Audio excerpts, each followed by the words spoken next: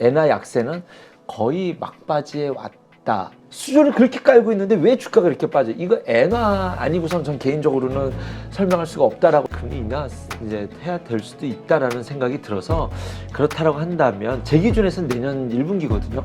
그러한 것들이 반영돼서 지금 GS 건설이 올라온 거예요. 이게 왜 올랐겠냐고요. 낙폭 과대 종목 섹터에서 여기저기 우죽순 고개를 퍼쩍퍼쩍 드는 모습이 나오니 거기에 어떤 키워드를 하나 선택해야 될때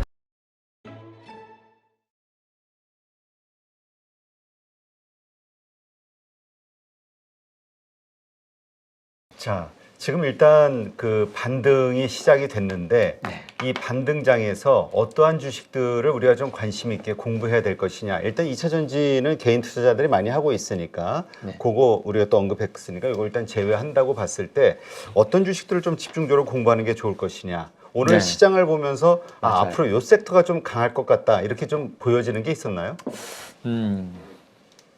저는 대표적인 탑다운 플레이어거든요. 그리고 장이 좋을 때 바텀업을 공부하시는 겁니다. 여러분 늘 그렇게 공부하시면 돼요.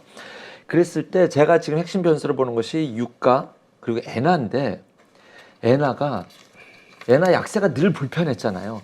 근데 특별한 변수가 없다면 엔화 약세는 거의 막바지에 왔다. 많은 뉴스들이 지금 좀 나오면서 실제로 어제도 좀 엔화가 좀 반등을 보였죠. 오늘 조선주가 반등을 보인 것이 유가가 상승을 했다라고 나왔는데 엔화 약세가 좀 꺾이는 부분이 저는 여기에 초점을 맞추고 있거든요. 엔화가 그렇게 약세를 보였을 때 우리나라랑 가장 경합을 보이는 두 섹터가 대표적인 게 자동차고 두 번째가 조선이라고 저는 생각을 합니다. 그래서 올해 상반기에 좋았다가 엔화가 너무 약세로 가고 추가 약세의 가능성도 있다 보니 자동차 그 실적 퍼포먼스에도 불구하고 피크아웃이라는 핑계를 대면서 주가에 조정을 주었었고 조선주도 탄탄한 실적 베이스의 어마어마한 수주 잔고를 갖고 있습니다. 지금 올 상반기에 조선주가 좋았을 때 뉴스에서 일색으로 저도 그 당시에 방송에 나와서 뭐라고 했었냐면 수주 잔고가 워낙 탄탄하기 때문에 이것은 다 알고 있거든요. 주가가 왜 이렇게 빠져야 되냐고요. 수조를 그렇게 깔고 있는데 왜 주가가 이렇게 빠져? 이거 엔화 아니고선 전 개인적으로는 설명할 수가 없다라고 생각이 드는데 엔화 약세가 저는 꼭지에 왔다라고 봐요. 이제는 정점에 찍어서. 그렇다고 엔화가 가파르게 강세로 갈 형국은 절대로 아니지만 지금 일본에서 무슨 얘기가 나왔냐면 우리가 받아들일 수 있는 수준의 경기 흐름이 이어져 간다면 추가적으로 더 엔화를 약세로 만드는 이걸 해석을 한 겁니다. 해석을 하면 추가적으로는 엔화를 약세로 만드는 억지적으로 이런 현상을 만들지 않겠다라는 이야기가 있었거든요. 그렇다라고 한다면 지금 경협과 경합되는 이런 섹터로 봐서 대표적인 두 가지가 자동차와 조선인데 꼭이라고는 아니지만 자동차가 가고 그 다음에 조선이 가더라고요. 그래서 올 상반기에 그랬거든요. 그런 의미로 봤었을 때 최근에 기아랑 현대차 빠르게 반등 줬었지 않습니까? 그 다음 조선주가 가나 안 가나 했는데 딱 가서 엔화 저 개인적으로는 그렇습니다. 제가 시나리오를 전 늘 짜놓고 그거대로 움직일 때 의미를 부여해서 공부해서 종목을 섹터를 찾고 이제 분석해 나갈 때 오늘 조선주를 공부해 보면서 종목을 발굴해낼 수 있는 그런 첫날 실제로 큰 의미를 부여하기에는 하나오션만 너무 올랐어요. 이쪽에만 쏠렸었고 하나오션이 간다면 바로 보셔야 될 것이 HST 엔진인데 어쨌든 업황 자체가 하나오션 올랐을 때 조선들이 전반적으로 움직였다라는 점과 그동안의 쏠림 현상에 있었던 반도체 이런 것들만 간 것이 아니라 소외됐었던 종목군들에서도 오늘 좀 일제히 섹터가 다 올라가지는 않았지만 여기저기서 좀 반등하는 모습이 보였기 때문에 그런 의미에서 조선 섹터는 충분히 의미를 갖고 지금부터 섹터 공부를 해놓으실 필요가 있다. 여기까지 말씀드리는 것은 저는 지금 좋게 보고 있다는 것을 대전제로 좀 말씀을 드리고 싶고요. 그래서 근데 조선주를 좋게 보는 분들이 공통적으로 하는 얘기가 일단 실적이 받쳐준다. 실적이 계속 증가할 것이다. 좋아질 것이다. 이걸 전제로 맞습니다. 깔고 있긴 하더라고요. 네, 그렇죠. 그러니까 이런 부분이요. 실적이 좋았는데 수주가 계속 쌓였는데 못 갔던 게 재료값이 너무 올라서 철강업체에서는 재료값이 전가시켜야 되니까 그리고 결과적으로는 조선주 건설주들은 자금 조달해 가지고 이거 쓰는 회사지 않습니까? 그래서 고금리 무조건 치명타일 수밖에 없어요. 그런데 이 두 가지가 공통적으로 맞물리는 것이 조선주라고 저는 생각이 들어요. 이런 금리 고점, 엔저 꼭지라고 한다면 지금부터 이제 금리 인하. 근데 이제 한 가지 좀 불편한 변수는 이거죠. 이제 경기가 침체 구간으로 들어가는데 이제 이것에 대해서 할 수 있냐라는 것과 유가가 이제 조금 안정을 찾아가고 좀 꺾이는 추세이지 않습니까? 그렇죠. 그러면 조선주가 불편할 수도 있다라고 하는데 그것에 대해서는 저는 뭐 나쁜 뉴스로 해석되는 것은 선반영이라는 핑계를 좀 대고 싶고 주가가 올라갔었을 때 무슨 그때 주가 저금리라서 올라갔던 것이 아니에요. LNG 수주만으로도 진짜 수주 잔고가 예전에 조선주가 2008년도 때 막 엄청나게 주가 랠리를 보였었을 때 5년치 수주 잔고였거든요. 그래서 그때 조선주가 날아갔었거든요. 지금 5년치 수주 잔고 채워가고 있습니다. 네, 그렇기 때문에 뭐 수주에 대해서 의심을 할 필요는 없지 않나. 그리고 LNG가 기본적으로 깔고 있기 때문에 여기에 이제 벌크가 추가되면서부터는 조금 더 이거는 그럼 내년까지 좀 중기적으로 가져갈 만하다. 그렇죠. 뭐 트레이딩에 대해서는 뭐 굳이 뭐 말씀드리지 않고 이렇게 말씀드리고 싶어요. 중장기적으로 좋게 보는 종목 안에서 트레이딩을 하셔라. 그러면은 물려도 마음이 편한다. 그래서 그렇게 생각하는 저의 최상위 업체는 반도체고 지금 이 타이밍에 볼 만한 것이 오늘 뭐 풍력이라든가 그다음에 풍력보다는 조선주가 조금 더 우위지만 이런 것들이 눈에 상당히 띄었다. 조선주가 가장 앞단에 있다. 그것의 명분에는 앞서서는 자동차였고 그래서 이것의 시나리오에는 엔저가 이제는 이제 어느 임계치까지 왔다. 그러면 이제 가장 경합이 되는 우리가 불편한 좀 이것을 무게를 하나 내려놓을 수 있게 되지 않을까 생각해 봅니다. 네, 알겠습니다. 지금 보니까 요즘 그 셀트리온 그룹주에 대해서도 기대감들이 좀 큰 것 같아요. 네. 그리고 이제까지 안 좋았던 그 건설 섹터 이쪽도 이제 내년 선거 때문인지 여기에 대해서도 관심을 갖는 분들이 늘어나던데 오늘도 보니까 주가 흐름이 저 월요일 네네. 주가 흐름이 상당히 좋았어요. 네.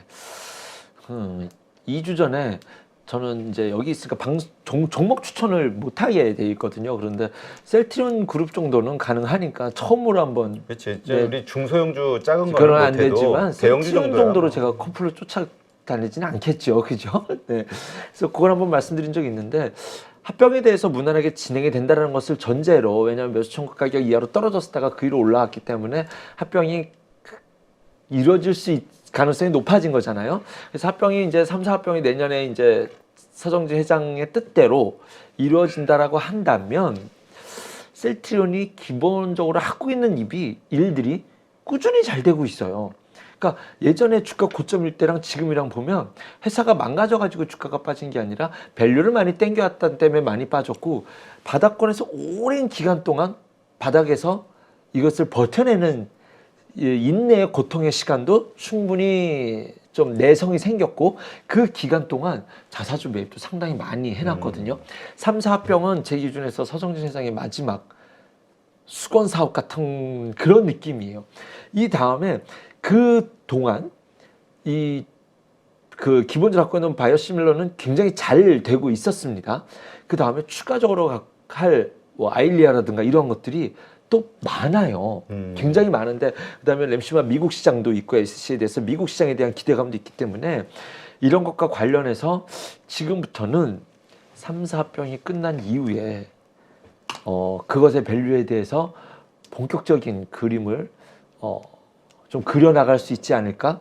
그러한 것들을 반영시킬 수 있는 액션들이 내가 자사주 쌀 때 왜 그렇게 많이 샀는지 정확하게 보여주기가 지금 저만의 뇌피셜입니다만 주가의 흐름과 기술적 분석과 뭐 이런 것들을 종합적으로 볼 때도 이란에서도 충분히 가능하다. 그리고 뭐 사석에서 많은 분들과 이야기해도 충분히 고개를 끄덕이시더라고요. 네. 지금 이제 좋은 흐름을 보이고 있는데 이것은 앞으로 좀 이러한 현상은 지속적으로 합병할 때까지 네. 계속 이어질 것으로 본다. 네, 그러니까 오히려 제약은 이 이슈 되고 나서 무난하게 되겠구나 해서 제약은 지금 되게 탄력적으로 올랐잖아요. 그래서 여기서 제약을 사시는 것보다는 뭐 제약은 트레이딩으로 충분히 가능합니다. 제약도 좋습니다, 지금.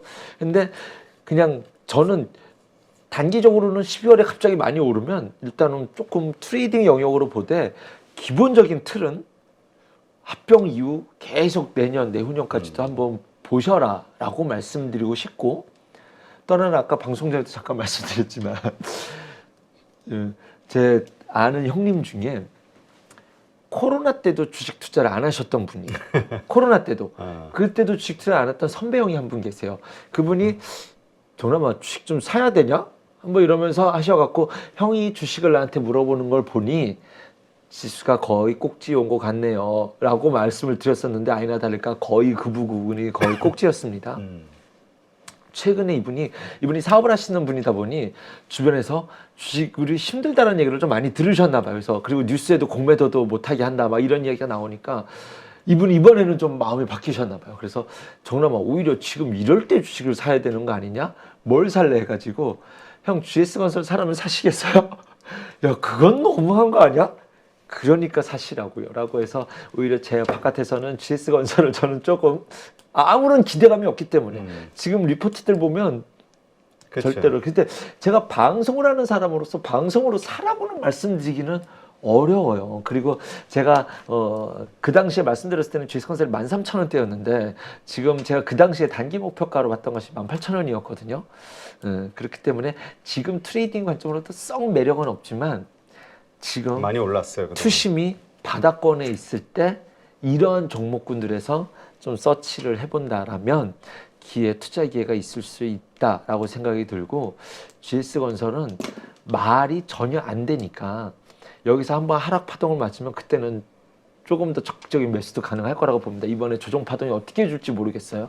가격 조정을 줄지 기간 조정을 줄지 모르겠는데 그것을 견디고 난 이후에는 좀 논리적으로 설명을 고객들에게 추천해드릴 수 있는, 솔직히 지금은 고객들에게 추천해드리기가 쉽지는 않거든요. 그렇지. 예, 지금 막연하게 더 이상 악재가 나올 건 없어요 라고 막연하게 추천드리기는 어려웠는데, 이 다음번에 조정을 준다면, 가격 조정 내지는 기간 조정을 준다면 그런 내용을 말씀드릴 수 있는, 그러니까 저는 지금 이 사이클이 변할 수 있는 가능성이 있는 종목군들에서 좀 서치를 하겠다라는 의지가 있는 거죠. 가장 앞단엔 반도체가 있고 그 다음에는 이런 종목군들에서 찾아보고 있는 것이 요즘에 최근에 저의 모습이지 않나 생각이 듭니다. 그러니까 결국 이게 그 못 오른 섹터들이 순환매 형태로 이렇게 돌아가면서 오르는 네. 어떤 모습이 보이는 게 아니냐. 네네, 그래서 맞아요. 건설주도 사실 부동산도 안 좋고 상황이 최악이라고들 다 했지만 야금야금 부동산 섹터 많이 올라왔거든요. 부동산 가격 보면 그렇잖아요. 야금야금 집값도 야금야금. 올라왔기 때문에 솔직히 한 20% 올라왔네. 우리. 이게 PF가 터지려면은 저는 올 여름 가을이 고비였지 않았을까. 어딘가 내가는 있겠지만 터질 거면 지금 터졌어야 된다라고 보고, 저는 우리나라는 내년 1분기에는 금리 인하 이제 해야 될 수도 있다라는 생각이 들어서, 그렇다라고 한다면 제 기준에서는 내년 1분기거든요. 제 기준이 꼭 맞는 법은 없지만, 왜냐하면 미국도 금리 인하하는데 우리가 선제적으로 못할 일이 없다라고 봤었을 때 그러한 것들이 반영돼서 지금 GS건설이 올라온 거예요. 이게 왜 올랐겠냐고요. 그런 것들이 내가 생각하는 걸 사람들은 다 비슷하게 생각한다니까요. 그러니까 그런 것들이 반영된다라고 한다면 그쪽에 서치하고 있고 어떤 종목들이 움직이는지 이제는 전혀 안 봐라고 했다가 좀 관심을 가져볼 필요가 있다고 생각이 드는 거죠. 그러니까 어떤 단기적인 그 뭐라 그럴까 되돌림 반등 네. 요 정도 네. 많이 빠졌었으니까 네. 그런 차원에서 이렇게 안 오른 섹터들도 한번 투자 아이디어로 볼만할 것 같아요. 네, 그리고 맞습니다. 오히려 이렇게 안 좋을 때 그 어떤 분들은 그 건설주 쪽에 전문하시는 분들은 그런 얘기 하더라고요. 이럴 때 오히려 이런 대형 업체들 특히 그 현금 보유를 가지고 있는 곳들은 상당히 투자할 만한 매력이 있다고. 이때 현금으로 저 돈이 없는 건설사들이 좋은 물건들을 막 내놓기 때문에 땅들을 이때 사가지고 다음번을 준비하는. 맞습니다. 그래서 돈이 있는 대기업들 중심으로 알짜 기업들 중심으로 봐야 된다. 맞아요. 근데 그게 맞아요. 맞는 것 같아. 참 이게 너무 가슴 아픈 이야기라 말씀드릴 수는 없겠지만, 제가 과거에 그런 논리로 성공했던 종목이 인터플렉스라는 종목인데, 그게 FPBC가 너도 나도 다 했다가 공급과잉으로 다 망했었거든요. 살아남은 기업이 두 개예요. 인터플렉스랑 BH라는 두 기업인데, 그때 아무데 있지 GSP 안 봤을 때 보니까 다 망했더라고요. 두 기업만 살아남았으니 살아남은 기업은 언젠가 될 거다 했다가 그 다음 해에 큰 수익이 났었는데, 가슴 아픈 이야기지만 그런 논리로 접근한다면 현대건설이 가장 매력적입니다. 저한테는. 그렇지. 그런데 가장 가격 메리트가 있는 건 GS건설이 그치, 넘사벽이에요. 워낙 악재로 많이 진짜입니다. 빠져서. 예, 그래서 GS건설을 말씀드리는 거니 두 종목은 중장기 호흡으로는 저는 관심을 갖고 지켜보고 있다 말씀드릴 수 있겠네요. 네. 하긴 GS건설이 그 2022년도에 얼마입니까? 그렇죠. 거의 한 48,000원, 네. 47,000원까지 찍었던 주식인데 지금 16,000원이니까 오른 게 한 20% 오른 게 지금 16,000원이니까 한번 매를 맞았잖아요. 지금부터 짓는 아파트에 절대로 순살로 못 지을 겁니다. 뼈 따고 남들보다 더 튼튼한 걸 넣어야 되지 않겠습니까? 한 번이라도 더 검사하겠죠. 그래서 예, 그것이 오히려 매가 돼서 우리나라 건설업종들이 더 신뢰가 쌓일 수 있는 그런 계기로도 좀 작용을 하기를 간절히 바라봅니다. 네. 자, 일단 우리가 지금 시장에서 이렇게 또 반등하게 된 계기가 이제 금리 인하에 대한 네네. 이 기대감이잖아요. 그리고 그 엔비디아의 실적이 좋을 것이다. 네네. 근데 이제 엔비디아 실적 발표도 한 21일 정도 네. 이제 장 마감 후에 있게 되는데 여기에서 이제 피크아웃, 고점 논란이 벌어지면서 또 매물이 쏟아지고 시장을 조정하는 어떤 또 트리거가 되는 거 아니냐 걱정하시는 분들도 있어요. 얼마나 조정할지 모르겠어요. 저는 지금 조정이 나올 것을 거의 기정사실로 받아들이고 있는데 이 얘기는 근데 반도체주에 조정이 나올 수도 있다는 얘기잖아요. 그렇죠, HK 그렇죠. 하이닉스를 네, 포함한. 네. 그래서 오늘 반도체가 못 간 이유가 핵심이 저는 그거라고 보고 있거든요. 엔비디아 실적 보고가 또 안 늦지. 이거는 테슬라는 워낙 매를 맞고 올라오고 있으니까 2차 전지를 먼저 담기가, 그리고 2차 전지는 조정이 세게 왔었잖아요. 반도체는 조정이 좀 덜 했거든요. 우리 증시만 본다면. 엔비디아 보고가 또 안 늦어라는 것이 핵심이었는데, 그동안 나스닥이 올라온 것 대비, 반도체 올라온 것 대비 우리 증시에서 반도체 섹터라든가 이러한 부분은 솔직히 뭐 우리 한국 증시만 보면 나쁘진 건 아니었지만 조금 아쉬운 부분이 있었던 건 사실이었을 때, 미국 증시는 어쨌든 반영이 돼서 좋았었으니 금리 인하라는 부분에 대해서, 그래서 조금 쉬어가는 명분이 필요하지 않을까라는 생각이 들어요. 그래서 이때 미국장이 빠질 때 우리나라가 큰 폭의 하락을 주지는 않겠지만, 말해놓고서도 불안한 건 뭐죠? 말해놓고 불안, 자기 체면인지는 모르겠습니다. 그런데 엔비디아는 한번 조금 부담이 될 수도 있지 않을까? 그동안 좀 가파른 상승이 있었기 때문에, 그래서 부담이 없기를 바라고, 만약에 그날 엔비디아가 앞으로 실적이 조금 둔하더라도 앞으로 엄청 좋아질 거고, 우리가 할 것들이 짱짱해, 이러한 좀 발표가 동시에 있어서 올라간다고 한다면 조금 지금 기다리고 있었던 대기 수요단들이 반도체로 확 쏠릴 가능성, 그렇지 않다라고 한다면 좀 시장이 그동안 올랐었다가 엔비디아가 주춤하면서 한번 쉰다면, 아이고 갈 만큼 갔으니 이것이 뭐 지수를 꺾는 이러한 트리거가 되는 것은 아니라 한번 쉴 만한 명분이 될 수 있을 것이다. 왜냐하면 지금 우리가 금리가 이제 상승 사이클이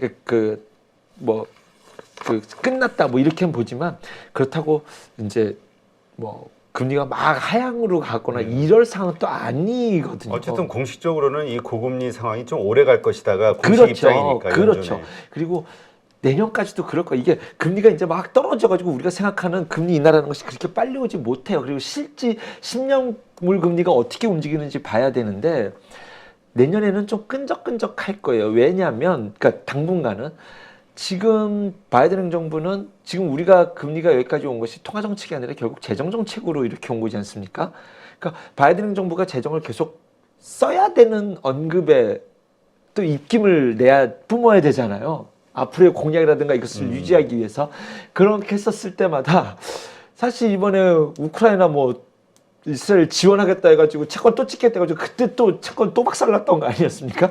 그러니까 그런 분이 있었을 때 끈적끈적해지는 것을 염두에 두었을 때 나쁘지는 않습니다만 적당한 조정, 우리의 매수기에는 충분히 있을 수 있는 그런 흐름에 시장이 이어질 수 있을 것이다라고 보고 있습니다.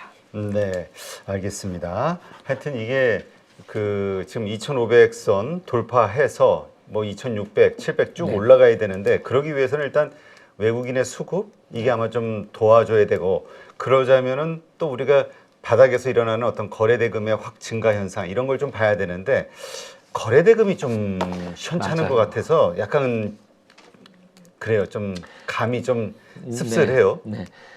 지수만 보고 거래대금과 차트로만 봤었을 때, 제가 갖고 있는 햇빛 매크로를, 전 매크로를 좋게 보고 있기 때문에 바닥은 찍었다라고 보는데, 다 제외시키고 보면 2,550을 한 개로 하는 반등이 사실은 가장 우위를, 그것을 돌파하려면 의미 있는 어떤 수급의 주체가 등장해야 되는데 그때 개인들의 자금이 확 들어오기도 말이 안 되는 논리죠.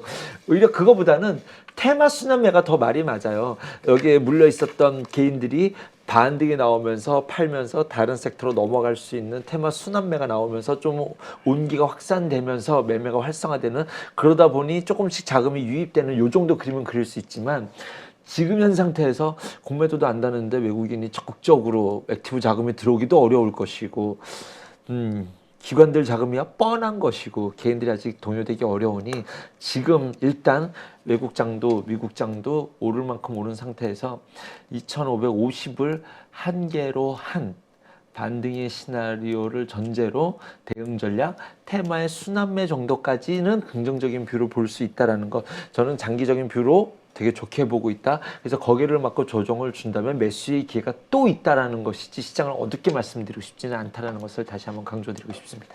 네, 알겠습니다. 네, 하여튼 이번 주 어쨌든 여러 가지 이벤트들이 있습니다. 네네. 그 의사록 공개도 있고 엔비디아 그 실적 발표도 있고, 이번 주 대응 어떻게 하는 게 좋다고 보세요?